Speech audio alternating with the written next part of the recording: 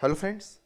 अगर आप बीएड 2021-23 सत्र में काउंसलिंग करवा के एडमिशन ले चुके हैं या एडमिशन लेने की सोच रहे हैं तो ये वीडियो आपके लिए काफ़ी ज़्यादा इंपॉर्टेंट होने वाली है। जैसा कि आप सब देख रहे हैं, बीएड एडमिशन 2021 आपकी जो कक्षाएं हैं वो कब से शुरू होंगी और इस बार सबको कॉलेज मिलेगा, आपको टेंशन लेने की ज़रूरत नहीं है। और जो डॉक्यूमेंट्स हैं आपके वो आप कब तक सबमिट करवा सकते हैं, क्योंकि कॉलेजेस तो दबाव बनाते ही बनाते हैं कि 3 दिन में 4 दिन में आप सबमिट करवाएं, लेकिन आप ऑफिशियली कब तक सबमिट करवा सकते हैं। और सबसे बड़ी चीज़ इस बार स्कॉलरशिप को लेकर के कि स्कॉलरशिप जो है वो 55% मार्क्स वाले स्टूडेंट्स को ही मिलेगी या उससे कम वाले स्टूडेंट्स को भी मिल सकती है। तो आप बस वीडियो में लास्ट तक बने रहिएगा। और यार, चैनल पर नया तो अभी जाओ और चैनल को सब्सक्राइब करो, क्योंकि इस चैनल पर आपको बीएड एग्जाम से रिलेटेड सारी अपडेट्स मिलती हैं। और अभी तक अगर आपने मेरा जो स्वास्थ्य प्रमाण पत्र कैसे बनवाएं उसका ऑफिशियल वीडियो आपने नहीं देखा है तो जरूर देखना, और उसका लिंक मैं नीचे डिस्क्रिप्शन में डाले दे रहा हूं। तो चलिए हम लोग बढ़ते हैं देरी ना करते हुए। सबसे पहले अगर मैं बात करूंगा कि जो आपकी कक्षाएं हैं वो कब से शुरू होंगी, तो कक्षाओं का हाल ये होता है, जैसे ही देखिए आपका फर्स्ट राउंड का जैसे काउंसलिंग आपकी खत्म होती है, जो कि खत्म हुई थी आपकी अलॉटमेंट के बाद सीट कंफर्मेशन 29 सितंबर को हो गया है। मैं बात कर रहा हूँ फर्स्ट फेज की, ठीक है। तो होता क्या है, इसमें मैक्सिमम जो गवर्नमेंट सीट्स हैं वो आपकी फिल हो जाती हैं, और गवर्नमेंट सीट्स के साथ साथ जो टॉप लेवल के प्राइवेट कॉलेजेस होते हैं उनकी भी सीट्स क्या होती हैं, फुल ही हो जाती हैं। लेकिन बात अगर आप करोगे सेकेंड फेज में, इस बार सेकेंड फेज में 2 लाख रैंक तक के स्टूडेंट्स को बुलाया गया है, और 4 अक्टूबर को ये भी जो काउंसलिंग है वो पूरी तरह से यहाँ पर खत्म हो जाएगी। और जो तीसरा फेज आपका होना है, और तीसरे फेज में इस बार काफ़ी ज़्यादा लड़का 3.5 लाख रैंक तक के जो लड़के हैं उनको बुलाया गया है। तो इनकी भी काउंसलिंग जो है वो 8 अक्टूबर से खत्म हो जानी है। तो ऐसे में जो आपकी क्लासेज हैं, अगर आप काउंसलिंग से एडमिशन करवा रहे हैं, आगे मैं बताने वाला हूं, जो लोग डायरेक्ट एडमिशन कराएंगे या पूल काउंसलिंग से करवाएंगे, तो पूरी इस बार उम्मीद है कि आपकी जो क्लासेज हैं वो 11 अक्टूबर से स्टार्ट हो जाएंगी। फिलहाल आप लोग अपने कॉलेज में कंफर्म कर ले, लेकिन ये पूरे फुल्ली चांस बन रहे हैं कि 11 अक्टूबर से आपकी क्लासेज जो है बीएड की स्टार्ट हो जाएंगी।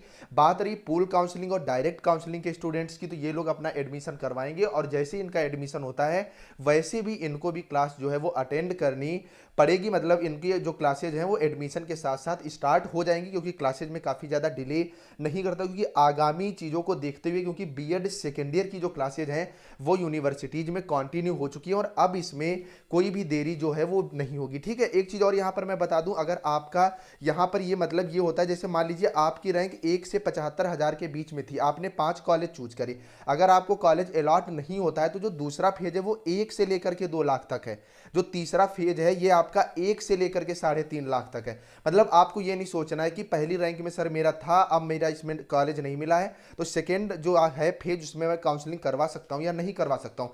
तो अगर आपकी जो फर्स्ट फेज में अगर आप पढ़ रहे हैं तो आप यहाँ तक कभी भी करवा सकते हैं। अगर सेकेंड फेज में आप हैं तो आप यहाँ तक पूरी क्या है अपनी काउंसलिंग करवा सकते हो, तो इसके लिए आपको ज़्यादा जो है सोचना नहीं है। नेक्स्ट बात हम लोग करते हैं कि इस बार सबको मिलेगा कॉलेज। तो अगर यहाँ पर आप देखोगे, क्योंकि बीएड के दूसरे चरण की जो सीटें हैं उनका आवंटन यहाँ पर हो चुका है। लखनऊ विश्वविद्यालय द्वारा प्रदेश के सरकारी व प्राइवेट कॉलेजों में बीएड प्रवेश के लिए आयोजित की जा रही काउंसलिंग के दूसरे चरण की सीट आवंटन का परिणाम बृहस्पतिवार को जारी कर दिया गया है। इस चरण में 44,417 अभ्यर्थियों ने जो चॉइस लॉक किया था, 1,416 ने अभ्यर्थियों ने कोई विकल्प लॉक नहीं किया था। बीएड प्रवेश परीक्षा की समन्वयक प्रोफेसर अमिता वाजपेयी ने बताया कि काउंसलिंग के दूसरे चरण में कुल 41,563 अभ्यर्थियों को जो सीट हुई है वो आवंटित हुई है। ये अभ्यर्थी 4 अक्टूबर तक अपनी जो सीट है कंफर्म कर सकते हैं। इसके बाद अभ्यर्थियों को अपने आवंटन पत्र तथा मूल प्रमाण पत्रों के साथ आवंटित विश्वविद्यालय और कॉलेज में संपर्क कर रिपोर्टिंग करना चाहिए। कैसे रिपोर्टिंग करनी है, कॉलेज अलॉटमेंट के बाद पूरा प्रोसेस इस टाइम ट्रेंडिंग पर चल रहा है, वीडियो आप लोग देख सकते हैं।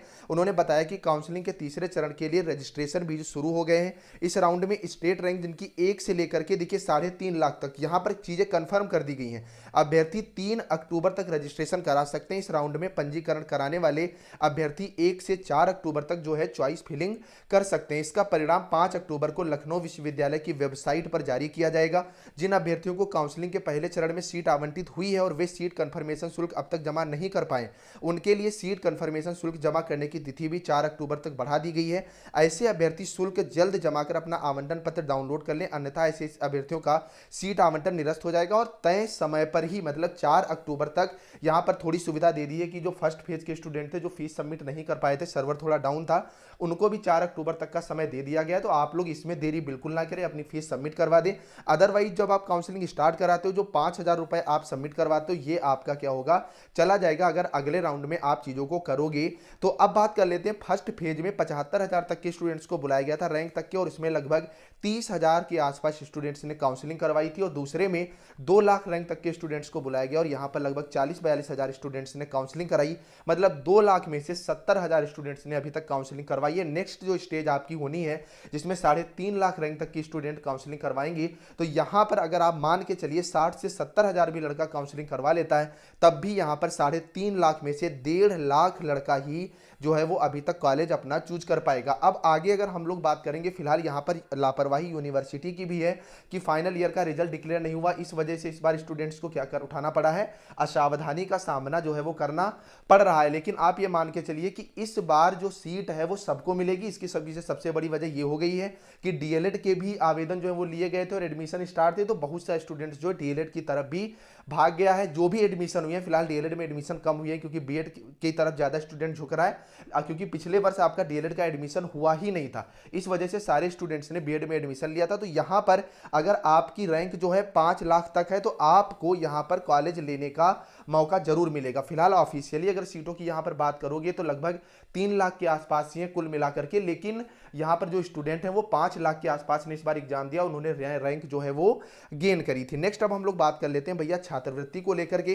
तो देखिए छात्रवृत्ति का अभी मैंने एक वीडियो बनाया था जिसमें 50% की बात कही गई थी, लेकिन वहां पर अभी चीजें ये स्पष्ट नहीं हो पा रही हैं कि कोरोना काल में जो 50% नंबर पर जो स्कॉलरशिप है वो केवल SC ST को मिलेगी या जो जनरल OBC कैटेगरी से स्टूडेंट बिलोंग करते हैं उनको भी इसका लाभ मिलेगा। तो इसके बारे में मेरी फिलहाल बात चल रही है, लेकिन इतना मैं जरूर बता दूं, अगर आप जनरल कैटेगरी से बिलोंग करते हो तो आपके ग्रेजुएशन में, ठीक है, ग्रेजुएशन में 55% मार्क्स होने कंपलसरी हैं। अगर आपके 55% मार्क्स नहीं होते, इवन मेरा भी अगर आप बात करोगे तो 55% की वजह से, और मेरे जितने भी और भी जानने वाले हैं तो उनमें जिनके भी 55% से ज्यादा मार्क्स थे उनका स्कॉलर आया। फिलहाल इस बार अगर मैं बात करूं स्कॉलर की, तो फर्स्ट ईयर में जो स्कॉलर है वो 32,000 रुपए आया हुआ है कानपुर यूनिवर्सिटी का, ठीक है। ये 32,000 ही सबका आया हुआ है, और जिनके नंबर 80% से ज्यादा थे ग्रेजुएशन में उनका स्कॉलर एक और उनकी किस्त आई है लगभग 12,000 की, तो 44 से 45,000 रुपए आया हुआ है। और जिनके 55% से कम मार्क्स थे उनका स्कॉलर नहीं आया। लेकिन गवर्नमेंट को यार इस बारे में जरूर सोचना चाहिए। अगर आपको 55% से इतनी मोहब्बत है